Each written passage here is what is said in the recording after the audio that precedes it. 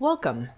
This video contains an introduction, an interview so you can gain deeper understanding of the subject from spirit level, and a group frequency calibration so you can start to clear the frequency distortion patterns around this topic. Enjoy! Hi everyone, this is Cheong, and I'm here with my co-host Dennis Kelly. Today we're going to be discussing sex and spirit because I found that so many people are dissatisfied with their sexual experience. They feel like something is missing, or that there is something more.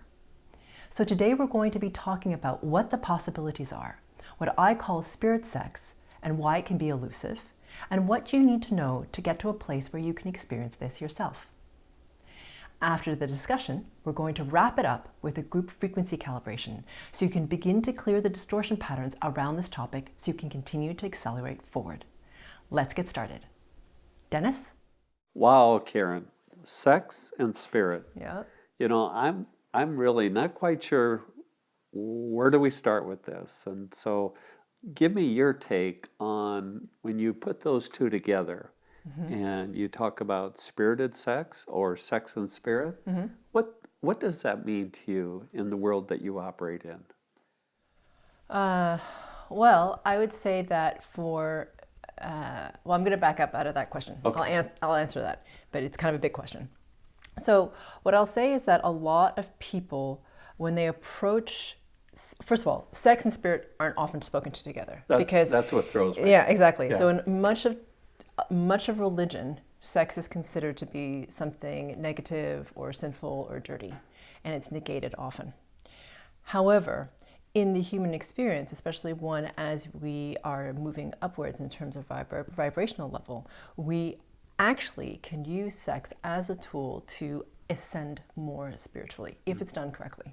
Okay, so I just want to say that. Yeah. So now we have to remove a ton of distortion patterns around sex because there is so many distortion patterns that come from religion, lineage, culture around sexuality, what's important, what's appropriate, what's inappropriate, what is allowed for women, what is allowed for men, what can be expressed and not. There's a whole bunch of stuff, as we all know. However, what I wanted to just mention from the outset is that if approached properly, sex can actually be something that is used to transcend.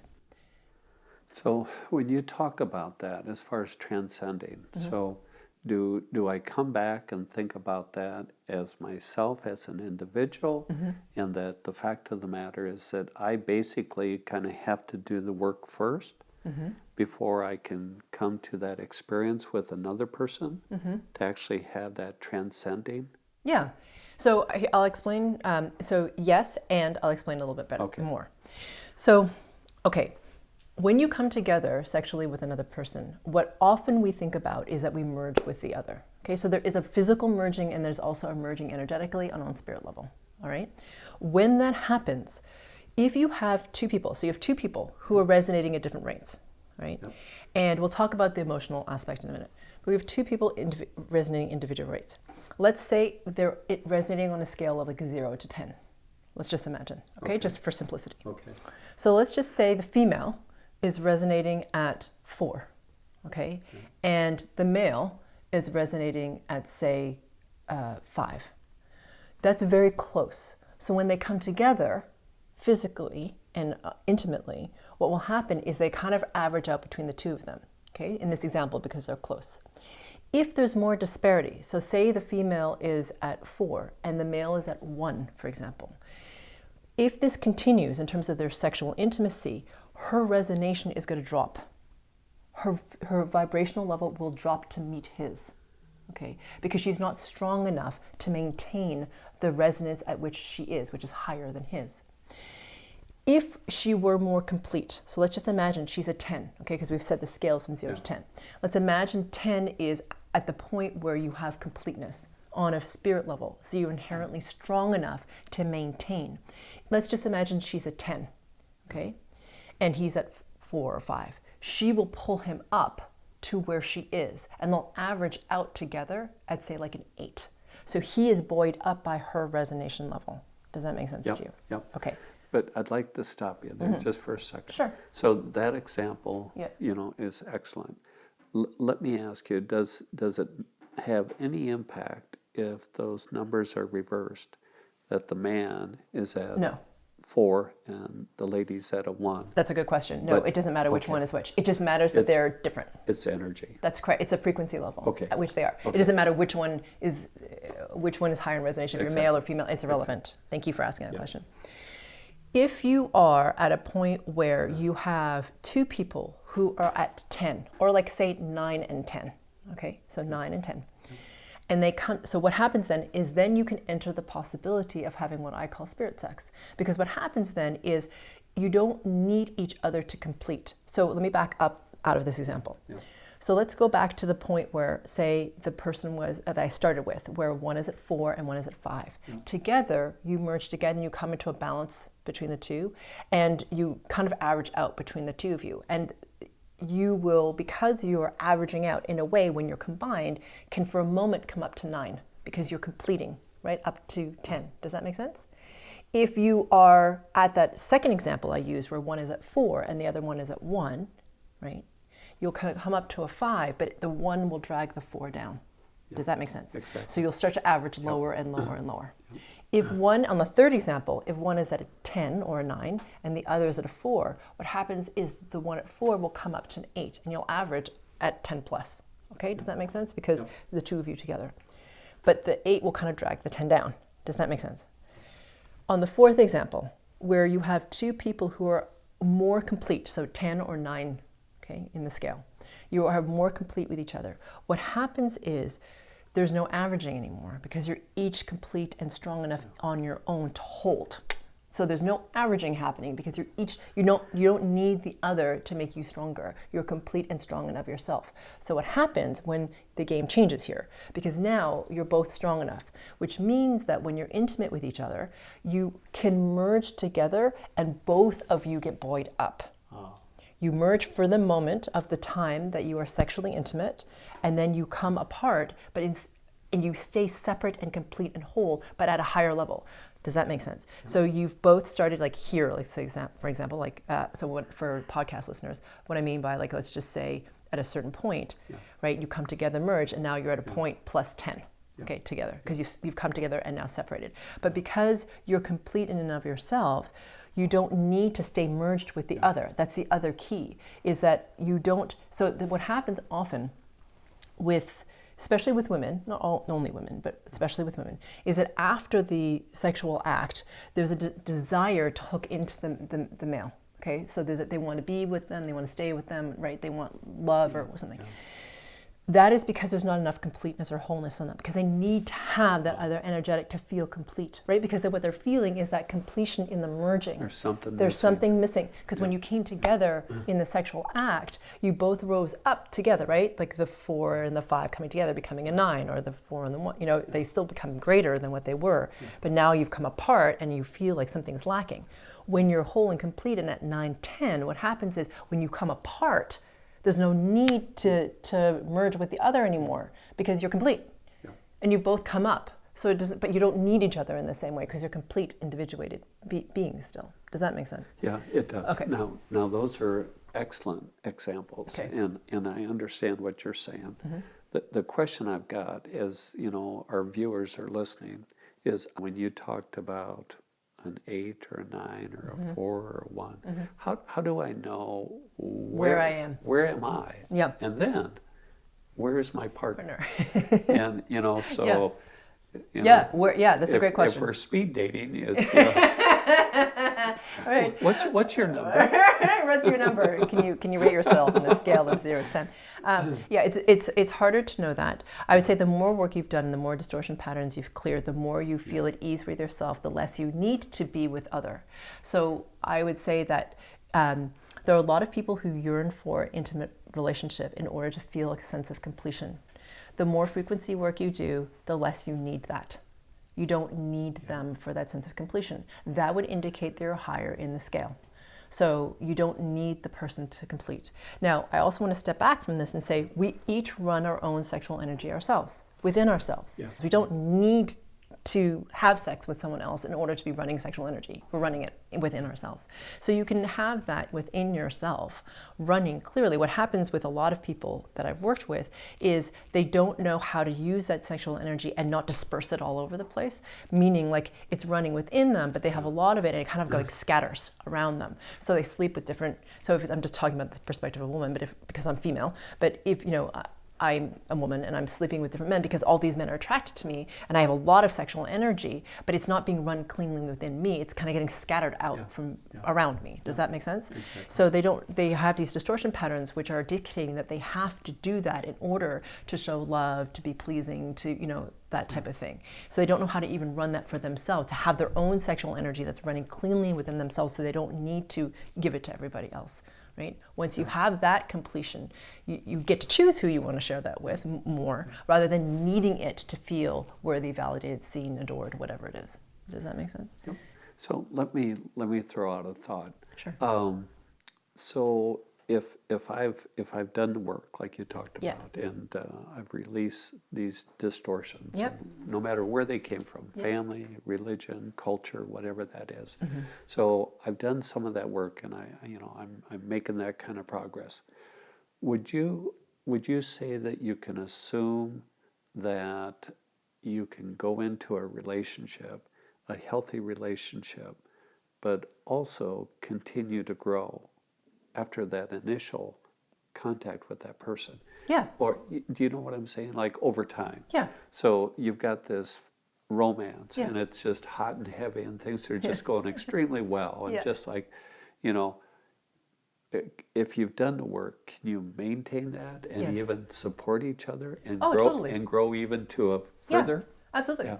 And yes, absolutely you can. It's like, yes, definitely. It's totally an option. And I would say that what happens is that for someone who has done more work like yourself, if the person doesn't want to grow with you, there's much less tolerance for that because you're going. Yeah. And you don't, and what's happening is you're moving, and at some point that's going to become a bit of a drag. Yeah. And so in terms of your intimate partner. And so a lot of people who are accelerating find this sort of like break or anchor or breaks or whatever you want to call it. And it depends. Do you want to bring them with you or not? Yeah. Some people can withstand being dragged as some people accelerate. Some people just detox the whole time, and it's pretty terrible of an experience for them, honestly. What will happen is a lot of relationships will break because the person being dragged doesn't like it, or the person dragging doesn't like it, right? So that relationship will break. But in terms of sexuality, what can happen is that when you come together, even if there's a disparity in levels, the more you rise yourself personally when you come together with another, because you have a higher resonation, sex can actually feel a lot better because you're resonating at a higher rate. Now, the question about that more for the person who's have a higher resonation is, can you sustain?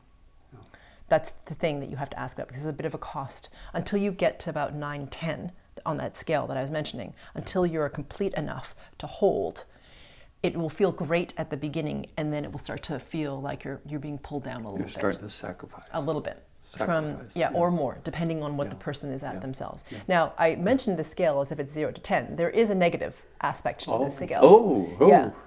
Yeah, so surprise.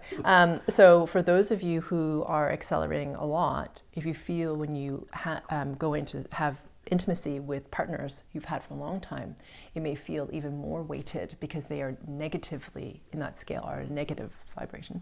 So that's even harder, yeah? So, that brings up a question. Sure. Is, as let's say a lady comes to work with you, and, maybe have, been in a marriage for 25, 30 years. Yeah.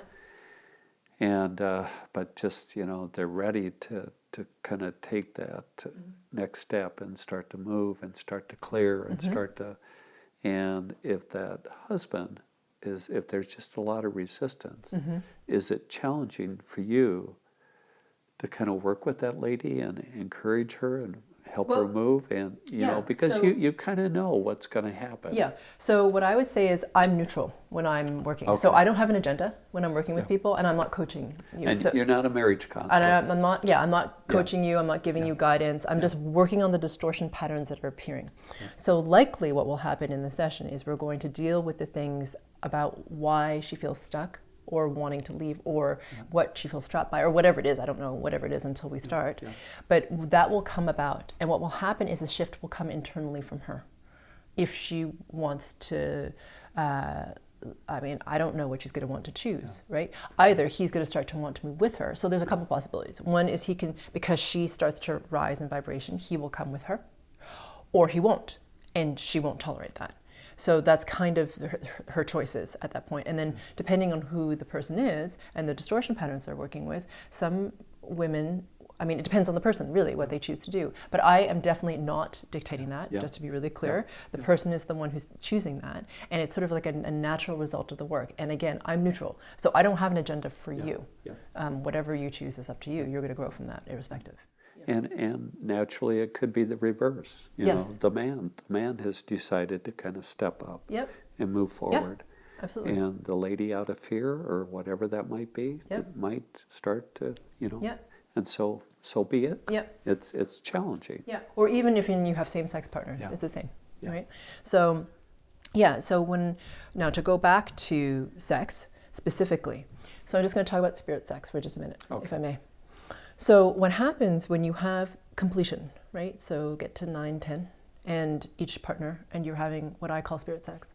What happens in that moment is in that sexual experience, it's really magnificent because it allows each to ascend to a higher level than they could have on their own.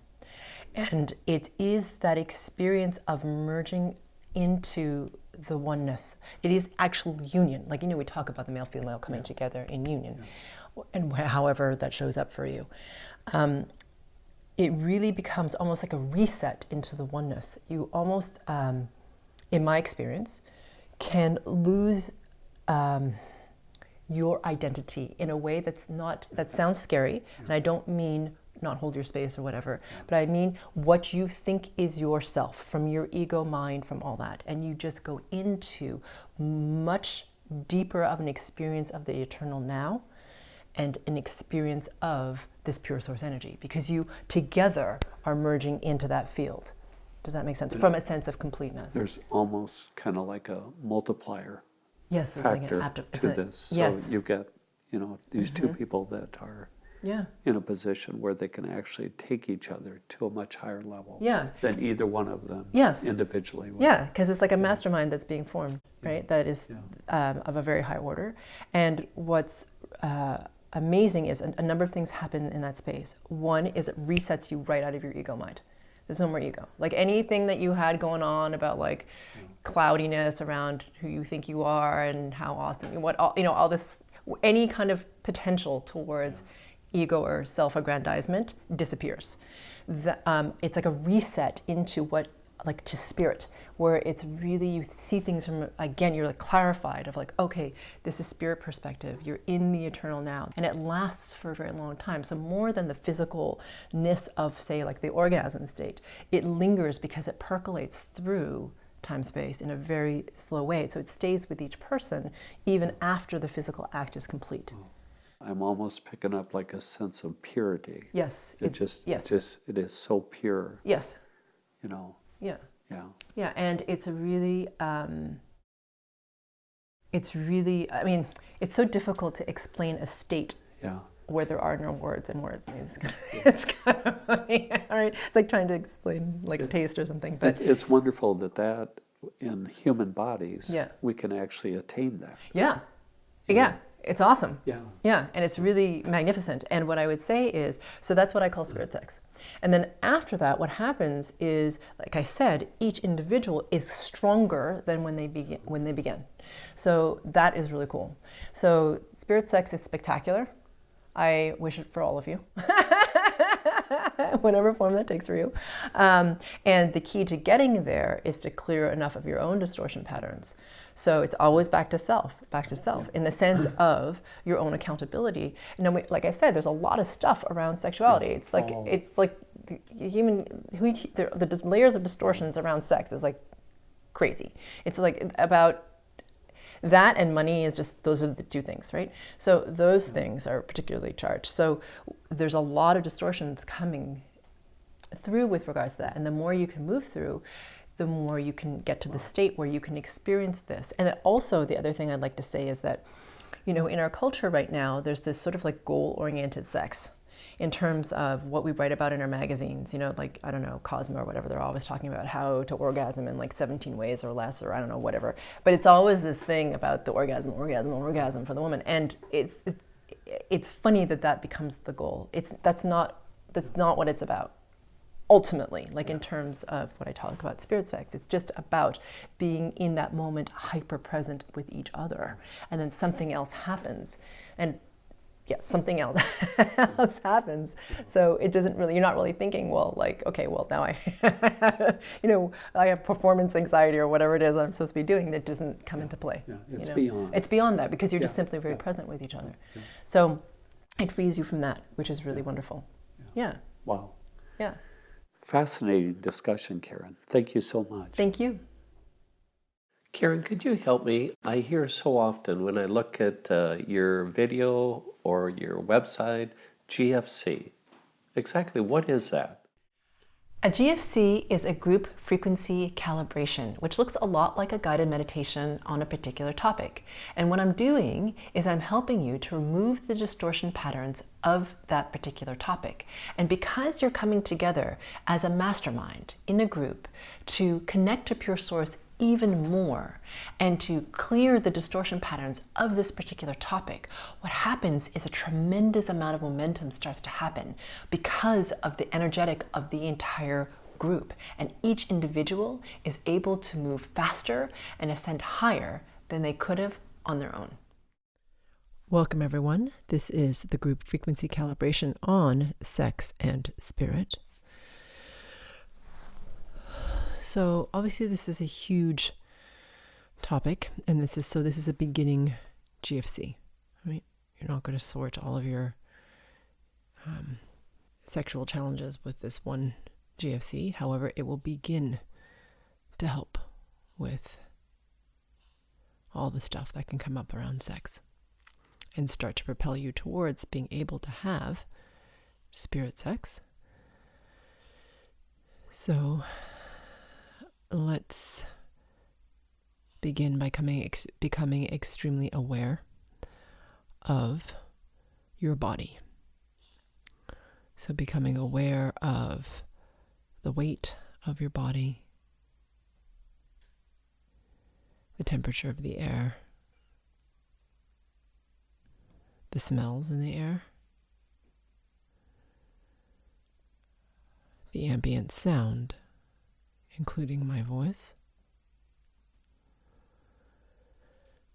the quality of the light,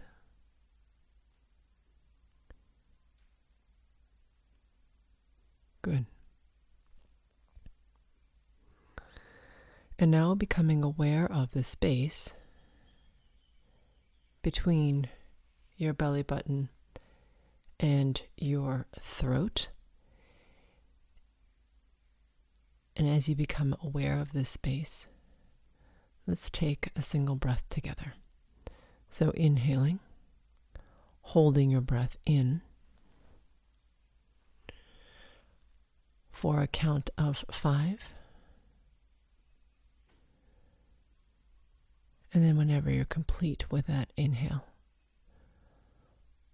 exhaling all the air out of your lungs and holding your breath out for a count of 6. Notice whether that is hard for you or not. Without judging, just notice if you can extend your breath for that period of time.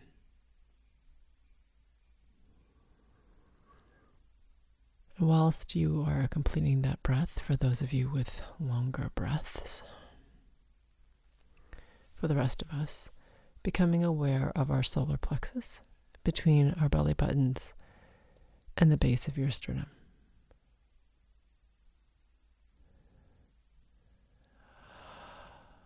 Breathing normally here as the mastermind forms.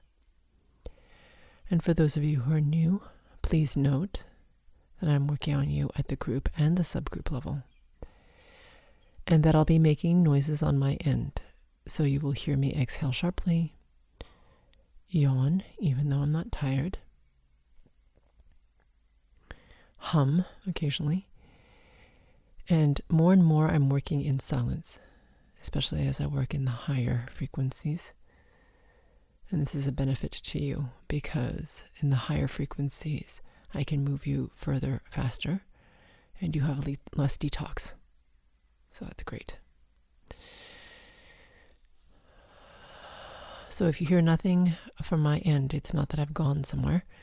I'm just working on you in silence.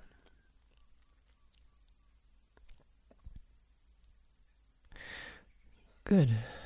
Now that the mastermind has gelled, keeping your attention, focus, awareness on your solar plexus. As we go ahead and ask ourselves the following question.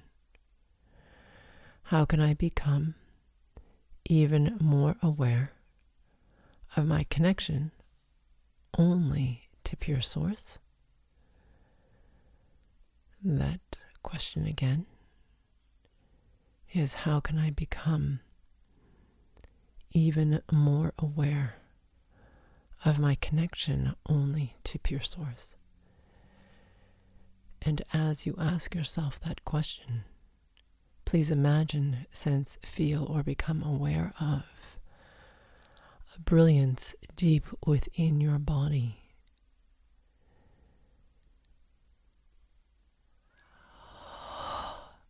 That begins to shimmer, to bloom open like a flower,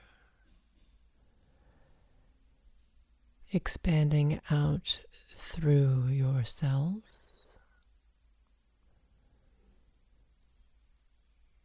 through your flesh, and eventually out through the pores of your skin.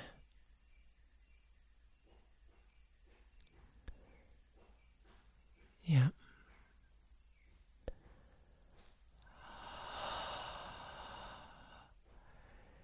Being aware of the sounds on your end and on my end,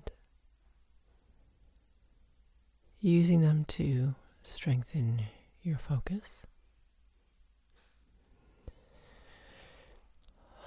And what I'm doing, as you are aware of this brilliance radiating from deep within you, all the way out through the pores of your skin, into the space around you,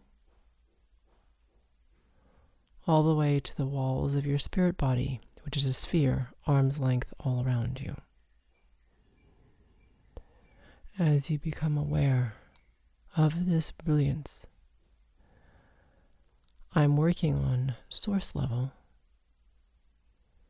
to increase your natural capacity or bandwidth in terms of your connection to pure source, irrespective of whatever level you are at.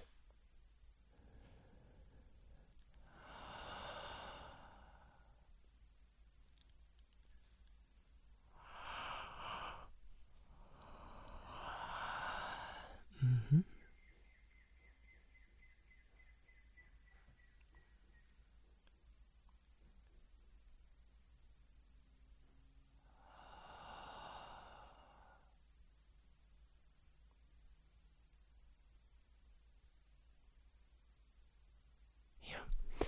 Good. So now bringing your attention to the space between your pubic bone and the base of your sternum. Okay.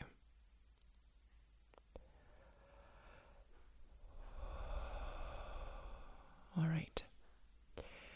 So the first so this is actually a bundle, what I would call a bundle of distortions. Okay. So they're reinforcing each other, they're intertwined with each other, they play off of each other. Okay, so, and there's a number of subgroups. So in the first main distortion pattern is that around, it's a lineage pattern with regards to the appropriateness of sexual energy. Okay? Not even of sex, just the energy.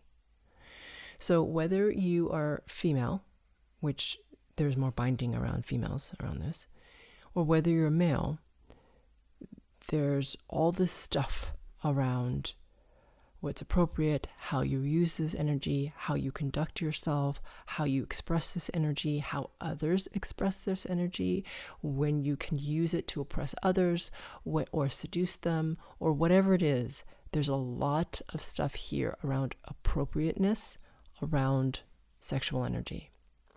Okay? This is a pretty big one. And then there's another frequency, which is equally as strong, which has to do with control or abuse patterns around sex. So whether you have been abused yourself or controlled through the use of sex, either by having it withdrawn from you or overtly pushed on you, or whether you use it to control others, or or your lineage there's all this stuff around control and abuse with regards to sex, okay, plus religious stuff. This is a huge cluster of distortions here. So I'm going to be quiet for a couple of minutes because there's a lot to deal with. So all you have to do is become aware of the space between your pubic bone and the base of your sternum, and breathe regularly. Now, some of you, because of the intensity of these patterns, your mind is going to be tempted to wander.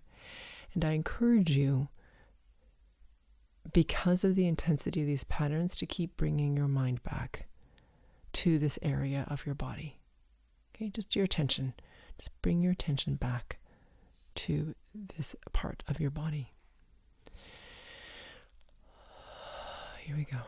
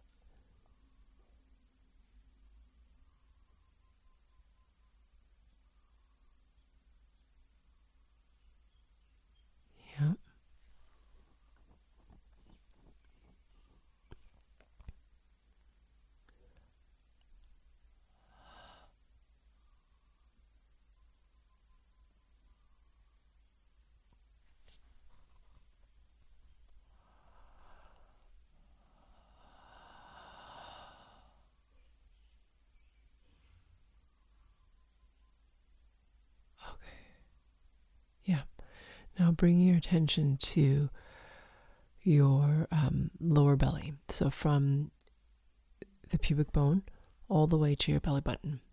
So this very specific area of your body. So as you bring your attention to this area,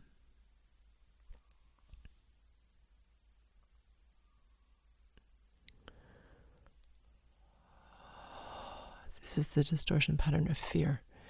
There's a number of subgroups in this particular distortion pattern. So for a subgroup of you, it is not safe for you to be in your bodies, okay, because you've had trauma or abuse, or you've had things that have hurt you in your body, or there are things that have been in you, okay, that like dead people or entities and things like this. So you don't feel safe in your body for good reason. Okay, so we're going to pull that fear out. There is also those of you who have a fear of, for that first group, it's hard for you to have pleasure with sex because it's very hard for you to be present in your body, right? Because you're always exiting out of your body. You're not present because it's not safe for you to be in your body. So for another subgroup of you, the fear is of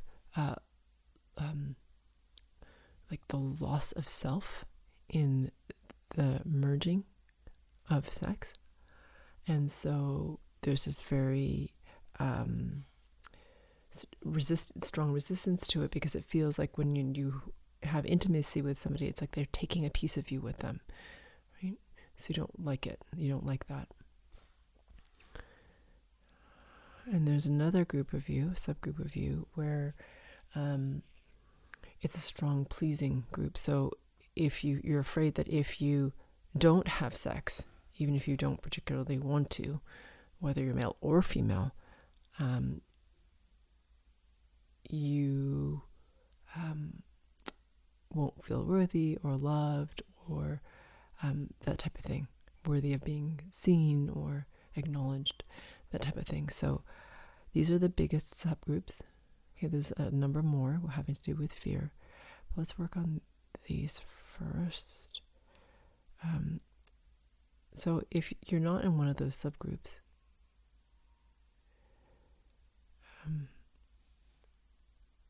there are a number of other little ones that have to do with fear. Okay, there's the fear of not being desirable enough, the fear of rejection. All that stuff is running here.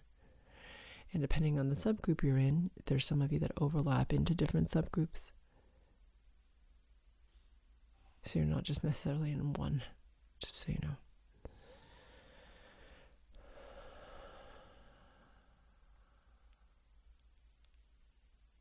Keeping your attention on the space. You don't even have to recognize yourself. Just keep your attention on the space between the belly button and the pubic bone. So meaning you don't necessarily even have to recognize, oh yeah, I'm in one of those subgroups. It's totally fine. Just bring your attention to this part of your body.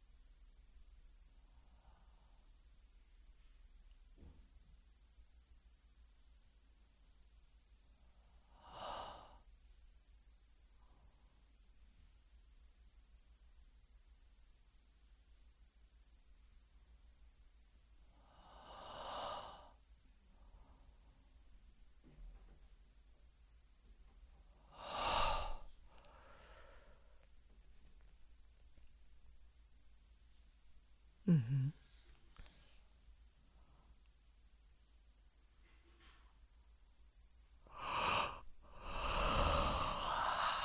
Good. Mm-hmm. Yep. Now bring your attention between your belly button and your heart space, as if you were drawing a line, like a central line between these two points, and be very aware of that central line.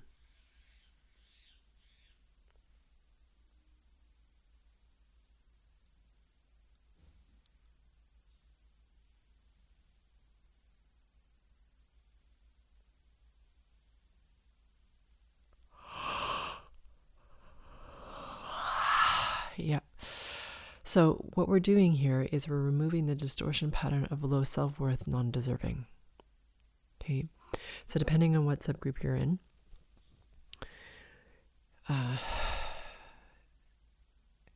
you don't feel worthy of receiving love unless you are pleasing by giving sex. There's another subgroup of you where sex is withdrawn from you or has been withdrawn from you, and you don't feel worthy as a result.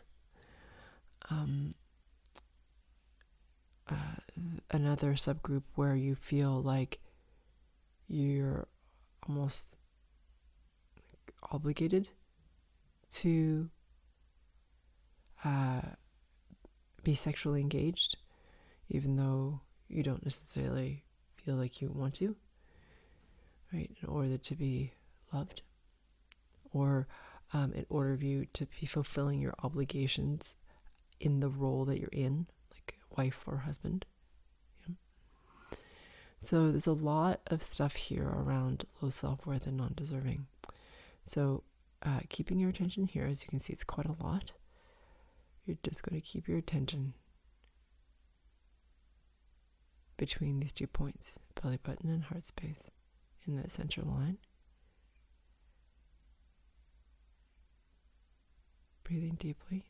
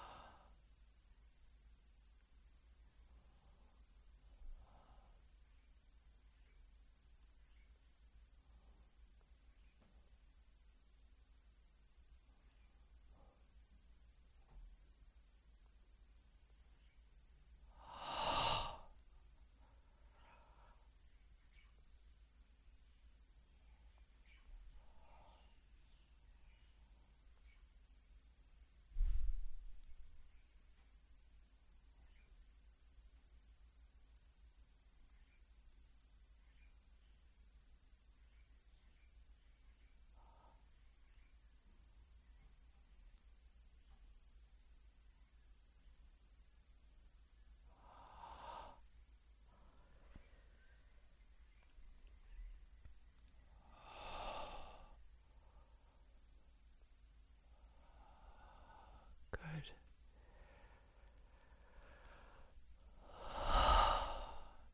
Yeah. Now, if you could bring your attention, please, between your groin all the way into the crown of your head, imagining a tube running between these 2 points. It's about 1.5 inches to 2 inches thick.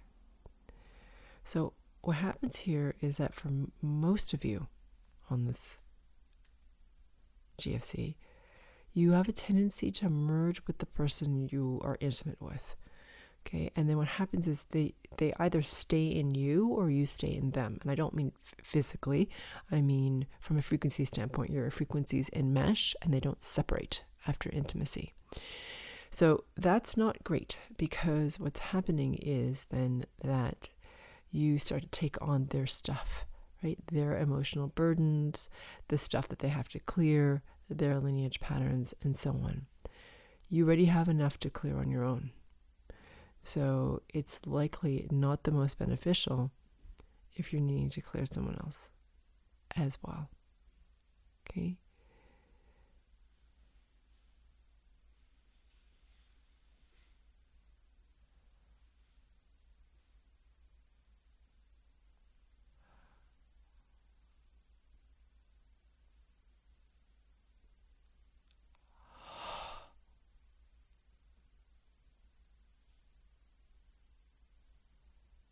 So as I'm working on you, strengthening this tube.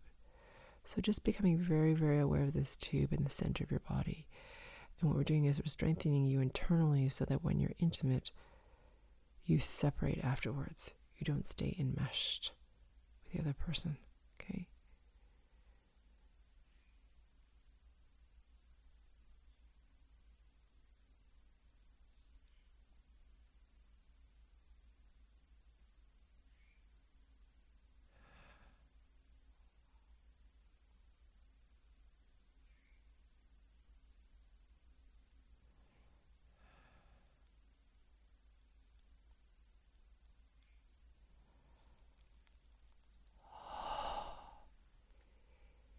Yeah.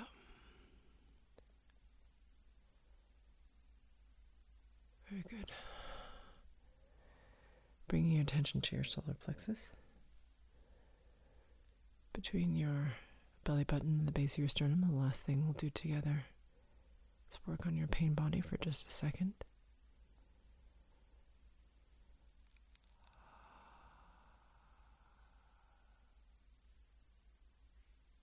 Good. Taking a deep breath in, holding it for a second or two, releasing it with some sound, like